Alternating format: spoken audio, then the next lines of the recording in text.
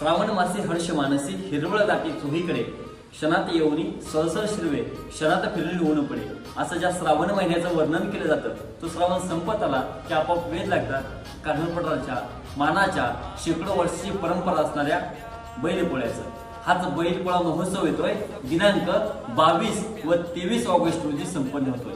दिनांक 22 रोजी बैलांची संवादी मिरवणूक होती, त्यानिमित्तानं फटाक्यांची आतषबाजी आणि विशेष म्हणजे महाराष्ट्रातील नामांकित नृत्यांगनांचा कलाविष्कार आपल्याला पाहायला मिळणार आहे।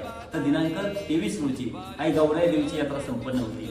या यात्रा उत्सवाच्या निमित्तानं राष्ट्रीय चॅम्पियन असणारे महाराष्ट्र चॅम्पियन असणारे नामांकित मल्ल पैलवानाच्या या निमित्तानं येणार आहे। त्याच पद्धतीनं गावामध्ये लहानांसाठी खेळी आली, मोठ्यांसाठी पाळणी आली, शौकीनांसाठी बारी आहे।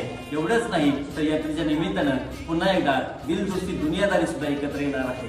एवढंच नाही तर माई माता महिलांसाठी गावामध्ये यात्रेचे सुद्धा आहेत। यात्रेच्या निमित्तानं तुमच्या फिनिक्स मॉलमध्ये जे भेटत नाही ना ते आमच्या गौराई यात्रा उत्सवात भेटतंय आणि म्हणून तुम्हाला यावंच लागतं यावर्षी यात्रा महोत्सवाला दिनांक 22 व 23 ऑगस्ट रोजी बैलपोळ्याचं आणि गौराई यात्रेचं समस्त ग्रामस्थ कान्होपठारकरांच्या वतीनं आपणास आग्रहाचं निमंत्रण नक्की या आमच्या बैलपोळ्याला वाट धन्यवाद।